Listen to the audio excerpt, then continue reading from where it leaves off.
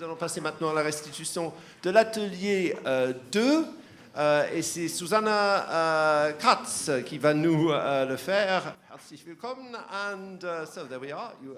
Big round of applause. You can, S'il vous plaît, applaudissez le prochain intervenant. Merci pour le bienvenue. Bonjour à tout le monde. Merci pour l'invitation. I switch to English now. Je pense que Annie m'a invitée parce que quand je travaillais à la commission, je faisais 2 peer reviews sur les services en ligne. Et lorsque j'étais en train pour venir ici, je trouvais vraiment que ce qui en ressortait était très intéressant parce que les sujets principaux ne variaient pas tant que ça finalement. Ce qui s'est passé, nous on tournait autour de la stratégie dans notre atelier, sur l'équilibre entre les services physiques et les services en ligne disponibles. Donc la question c'était quel était l'équilibre, comment pourrions-nous atteindre cet équilibre? Eh bien, ça dépend évidemment de plusieurs facteurs. Nous sommes dans un contexte de numérisation croissante. Et nous faisons évoluer petit à petit le comportement de nos utilisateurs, de nos usagers. Mais il s'agit également de décisions politiques et qui dépendent bien évidemment d'un contexte économique.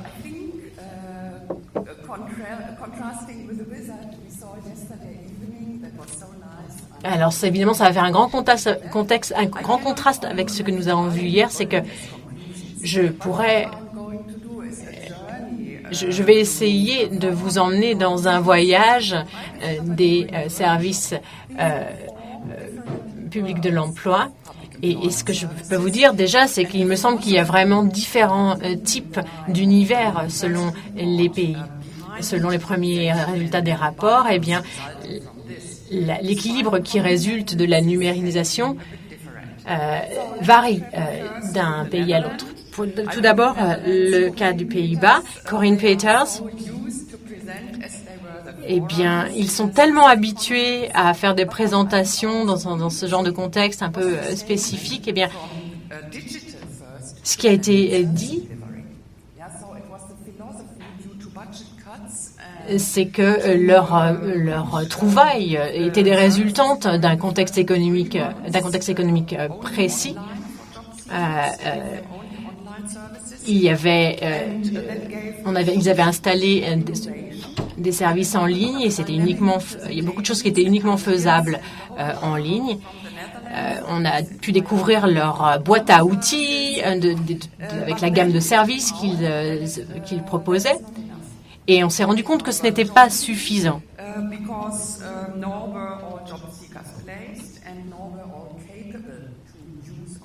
Parce qu'évidemment, il y a une frange de la population qui n'était pas forcément capable, pas forcément à même d'utiliser uniquement les services en ligne. Il y avait trop de services automatisés dans ce voyage pour les usagers. Ce que je peux dire, c'est qu'on s'est vraiment amusé. Et on a parlé évidemment du numérique, mais également de cette culture changeante qui évolue. On est tous sur nos téléphones. On travaille avec beaucoup d'applications. Et je ne sais pas si vous avez remarqué, mais par exemple, lors d'un repas, il est tout à fait habituel maintenant de passer beaucoup de temps sur son téléphone. Notre comportement a changé. Cela, bien sûr, a une influence sur les choix que nous faisons quand nous mettons en place des services en ligne et également qui passent par des applications. Donc, je pense que ça, c'est quelque chose qu'il faut garder en tête pour l'avenir. Pour la Corée, en quelques mots, on a également écouté ce que la Norvège avait à nous dire. Et le contexte, là, était un peu différent. Il y avait également l'introduction de tous ces outils numériques, mais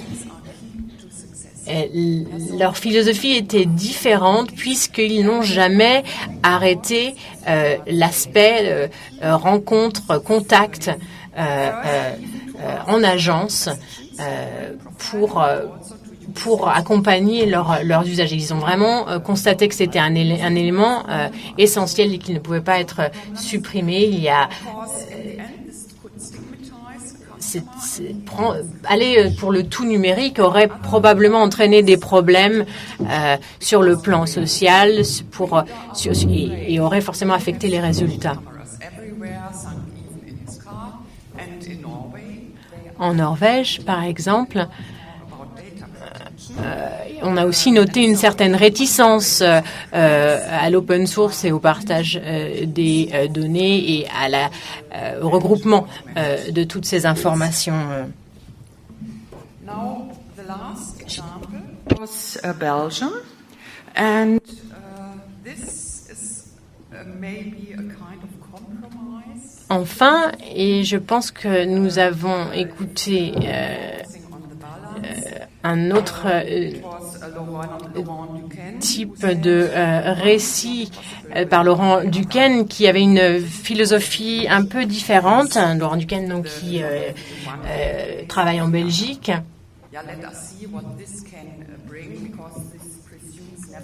Je pense que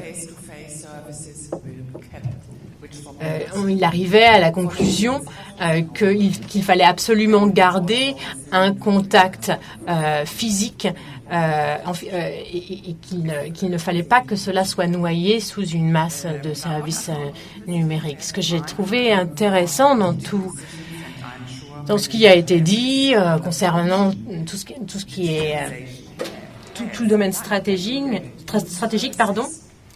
et la proposition de nouveaux services, eh bien, c'est que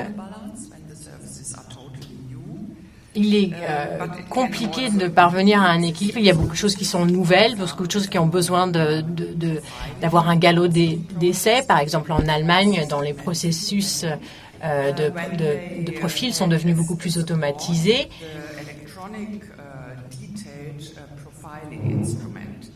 Les instruments, évidemment, représentent tous ces instruments représentent une base d'informations sur laquelle on peut s'appuyer pour entamer des démarches.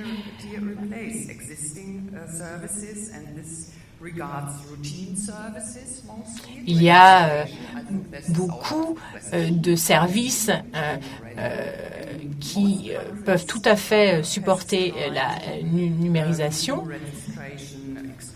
On parle bien sûr de tout ce qui concerne les inscriptions. Tout ça, ça peut se faire en ligne. Et nous avons remarqué qu'il y avait des choses communes dans ces différentes philosophies. Les premiers deux groupes n'avaient pas une population à même d'utiliser ces services et avaient besoin que l'on ait une approche plus holistique par rapport à ces services, qu'il y ait plus de coordination entre les différents services. Donc là, on s'est bien rendu compte que le tout numérique ne fonctionnait pas.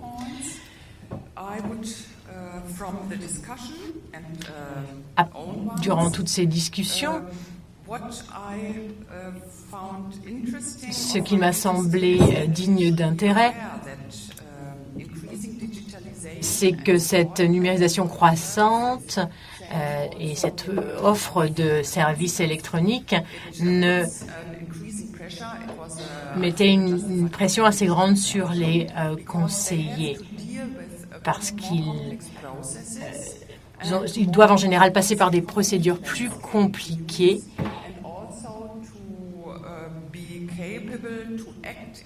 et ils doivent être capables de s'adapter à différentes situations. Évidemment, la manière d'avancer dans les procédures sont plus ou moins efficaces et varient beaucoup si on fait les choses si on fait tout en ligne ou si cela se passe en contact en physique. Ce qu'il faut bien comprendre, c'est que selon le pays, selon les services publics de l'emploi, il faut bien savoir qu'il n'est pas toujours possible de partager toutes les informations.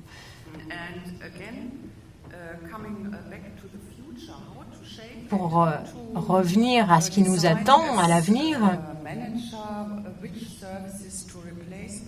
il était question de savoir comment on sélectionnait les services qui devaient passer par des procédures en ligne et celles qui restaient en physique. Évidemment, on a des outils innovants comme les créations de labs qui prennent en compte les besoins des travailleurs, des employés, mais également des usagers.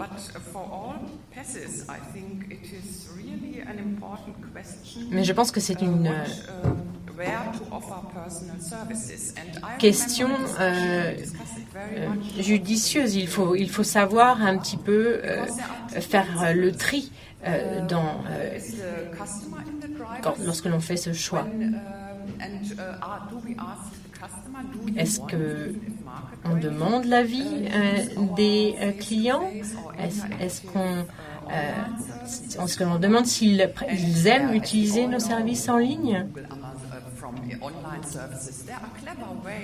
Vous savez, il y a des manières très intelligentes de développer des outils et de faire en sorte que les questionnaires soient remplis. On sait que cette question du contact personnel est délicate et peut-être plus délicate quand on passe par la numérisation. Ce que j'essaye de vous dire, c'est qu'il y a de plus en plus d'outils développés en ligne et qu'il y a toujours cette crainte que le contact en face à face disparaisse. Il y a un de nos camarades qui s'est référé à une étude qui a été faite et qui disait que les résultats au niveau du placement étaient bien meilleurs après ce passage par l'automatisation par rapport à la manière dont ça se passait avant en face à face. Ce qui me fait penser que dans ce cas, le contenu des outils numériques était très bon. Nous n'avons pas eu le temps d'aller trop en détail dans la manière dont cela avait été mis en place et dans ce fonctionnement. Mais je pense également que la qualité de formation pour les conseillers revêt une importance capitale dans les résultats que cela peut donner.